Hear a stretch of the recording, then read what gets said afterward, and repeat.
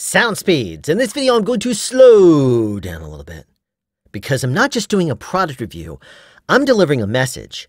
What does the word vinyl mean to you? If you say, isn't it that stuff that's added to like PVC pipes and plastic laminates and stuff to make it more durable? Yeah, I mean, probably. But considering this is a sound channel, I'm hoping that you will say, vinyl records. This smells like childhood to me. How do I explain this? Well, let me try, okay? It's association, most likely. The smell that's very pleasant to the sound that embeds itself into you. How do you describe your favorite smells to someone? Or your favorite tastes to someone? Or your favorite feelings to someone? Your favorite sights to someone? Or your favorite sounds to someone? If you were raised in a world without vinyl in your life, then you are probably going to concerts where it's all about lights and entertainment with dancers, and electronic music might play a part in that. But in the older days, I don't want to sound like an old fogey or whatever, hey, you know, back in them old days, but let me tell you this. It used to be a time when it was all about the performance. A singer with talent could just sing, maybe even with an acoustical instrument or two. And that's all it was. If it was amplified, great. But if it was recorded analog, and it was reproduced analog. It's not crisp and digital where every single sound is absolutely sharp like a knife and razor. It was warm. It embedded itself into you. Sitting in a comfortable room with nothing but a couple of candles lit, watching the stylus needle rise and fall with every turn of the vinyl disc, while listening to the warm tones of the music you love the most. That's difficult to explain to a person that has only ever heard music from their phone. You can't build a memory by looking at your phone and listening to music, but you can through something like a book with a record in the back that you can put the record on while going through an actual book and smelling the book and cuddled up next to someone you love. This here is my childhood. This here is some of the stuff that I really cherish the most, and I share with you right now. Because if you do not have vinyl in your life, you need to get it. Hence, the reason why I'm doing this product review. It is very rare that I entertain the idea of doing a product review for a company unless I reach out to that company first personally. Most of the time I reply to those emails with one word, no. But in the case of the Geekoala Turntable, I did some soul searching, and after looking at the Amazon ad for the better part of an hour, I asked myself, do I think this product can help someone find their love for vinyl? After thinking about it for quite a while, I decided I would do this product review. So I gave my typical disclaimer to Geekoala, who then sent me this turntable for free in exchange for a fair review. Although I am keeping this turntable after this review, I am in no way bought or influenced by the fact that they sent this to me for free, so you can expect this to be an honest review. At the time of this review, there is one more almost identical turntable with identical features on Amazon. And you know how critical I am against OEM products. But I like the feature set of this, so I thought I would review this item and tell you what my thoughts are on it. Inside the box, there's the turntable, the power supply for the turntable, and an instruction manual. And although there's a bit of broken English in here, it makes enough sense for you to completely understand all the features. The turntable itself is made of real wood, not just a wood laminate, and the plastic lid sits on top of two very good hinges. And listen, that is rubber feet preventing this lid from hitting too hard on the wood. And that can help it prevent skipping. Before doing anything with the turntable, the first thing you're going to want to do is find that transit screw up there and rotate it with a screwdriver all the way in the counterclockwise position. If you go all the way in with the screw, then this entire tone arm and everything will actually be able to lift up. But by going counterclockwise, you're securing it all the way down. This is the platter of the turntable, and to prevent damage to the platter before you first use it, there are a couple inserts you're going to also want to remove before you put your first record on it. This is a belt drive turntable. It's not a rim drive or direct drive, so be very careful and don't do this number, otherwise you could damage it prematurely. The tone arm here is made of metal, and the plastic stylus gives just a little bit to the touch, and just so you know, there is a cap over the needle preventing damage, so be sure to remove that before you first stick this on a record. The tone arm is locked into position, and you have to release the lock before you first use it. Now, keep in mind also there is a tone arm lift right here.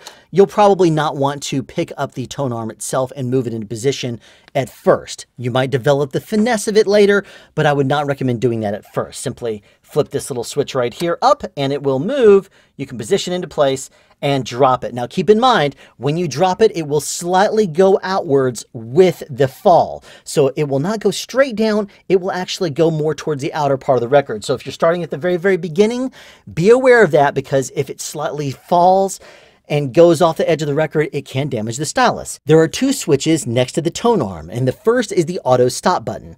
If selected in the on position, when the stylus reaches the innermost part of the record, the end, it will automatically stop the platter. If it's selected off, the platter will continue to spin. The other switch is the speed of which that the platter will spin, either 33 1/3, 45, or 78 revolutions per minute. And that's got to match the records you use on it. And no, just because it has a larger hole in the middle does not mean it's a 45 RPM record.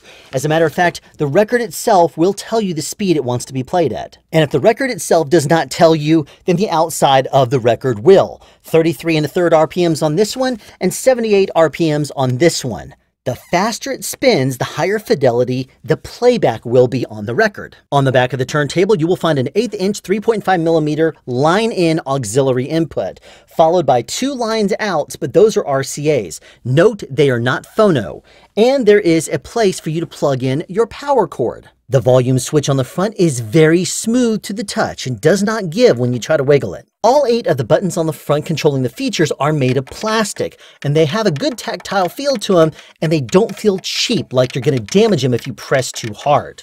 But I still wouldn't recommend doing it. On the front and underneath the turntable are 3 vents, and underneath each is a speaker. This is your left mids and highs, this is your right mids and highs, and this is the woofer handling the low end. There's also 4 feet, and on the bottom of each is a rubber pad, preventing it from traveling if the vibrations from the speaker were to normally cause it to do so if they weren't there. When you first power up the turntable, the standby on light will illuminate, and you have to press that before you can press any other feature. It doesn't automatically turn on the other feature if you press it first. To the right of the standby on button is a USB MP3 button. And if you press that and have something connected up to the USB-A port, like an MP3 player, it should ideally play back your sound. However, it is capped at a 35 gig capacity, and unfortunately, none of my MP3 players that connect up via USB have a below 32 gigabyte capacity, so I was unable to test that feature. When you press the phono button, that allows you to use the record player itself, and it's only that feature that allows the platter to turn. The BT button is for Bluetooth, allowing you to connect up a Bluetooth device. In my case, I connected up my phone and played back some stuff through the speakers on this unit. Here's one of the neat features about this turntable. If you have it in phono mode and you're playing a record, you can press the bottom left button, which is phono rec. And provided that you have a USB drive connected up to the USB-A port on the front of this turntable, then you can record an MP3 of the music that you're playing back on the turntable. The last 3 buttons control any USB MP3 player that you have plugged up and is compatible with this unit. There is a rewind track, a pause play, and a fast forward track button. What do I think of the Geekoala turntable? Let me start with the negatives, and there's only a few of them. The USB stick that you plug into the USB port on it has to be formatted FAT32. It cannot be NTFS or even exFAT. It has to be FAT32, otherwise it does not recognize the drive. And on that note, it does not erase or reformat the drive when you stick it in there. It simply writes 3 files to it for the system, and then it creates a folder that when you open it up, your MP3 is on the inside. But note, those MP3s are only 128 kilobit per second files. When you listen to the MP3s that it recorded, you'll notice a very present motorized type sound underneath all the crinkles and pops, and that should not be there.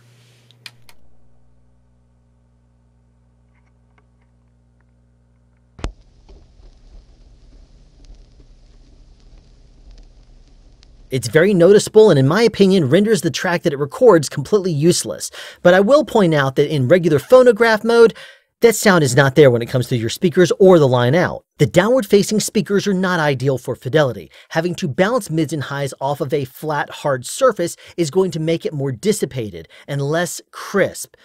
And in all honesty, the speakers were only able to go up to about half volume before they started distorting.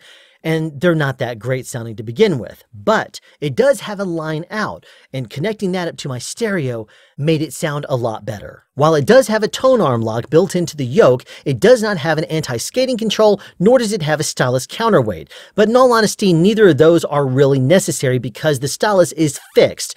And on that note, you don't even need to put a coin on top of it because the tension is just fine by default. Not that you should ever do that to begin with, so I gotta at least put that out there. The integrated firmware is outdated. It only works with a connected device that has 32 gigs of storage or less. Any USB stick that you plug in has to be formatted FAT32, and every single file it records has to be recorded at 128 kilobits per second. There is no way to change any of that. Now let's discuss the positives. The plastic lid functions as a dust cover, and it does a great job of pulling dust away from your record. That does mean that you have to dust it off a little bit more often, but it does a great job of keeping it off of your records. If you have no idea what I mean when I say a phono level out, then you'll appreciate this unit because it has a line level out, which allows you to connect it up to basically any receiver or amplifier today on the market. The fidelity is actually quite impressive when you do it that way. I also like the fact that the line out functions regardless of the input you have selected. Phono, Bluetooth, auxiliary line in, they all pass straight through the unit without making any kind of fuss. But note, you will want to turn down the volume all the way on the turntable to prevent the speakers from working while you're using the line out and going through your receiver.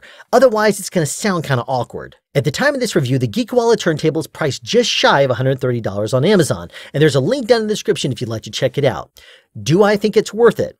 Well, for around $50, you can find a very basic turntable, and the fidelity is nowhere near as good, even though it may have front-facing speakers. But the fact that it has a line out, and it works great with the line in, makes it worth probably more than it should to me as a feature. There are more expensive vintage turntables on Amazon, and while they look a little bigger and grander, they are a lot more expensive and they offer the same features. I don't know the quality of them, all I know is what I know. For a first turntable, I think this unit is great. It's very simple, it doesn't have all the features that would probably confuse you and maybe cause you to mess it up, and it integrates really well with your existing receiver and sound system. Another good market for this is if you have kids, like I have a 3-year-old, and if she were to knock over a more expensive turntable, I would probably freak out. But this one here seems pretty rugged and it's probably not going to get damaged. I would say if you look at the market out there, you'll find a lot of features very similar to these in more expensive units. So is it worth it in this market? Probably so. And if you do not have a love for vinyl, I would suggest you maybe splurge and get yourself a vinyl turntable because you need to experience vinyl sound. And note, Amazon, Best Buy, some Target stores, and places like Fry's Electronics, in addition to record stores, do carry vinyl records in addition to places like eBay. And probably it will kindle a very strong spirit of vinyl love within you. So keep this in mind because that is a bunch of very warm, loving sound advice.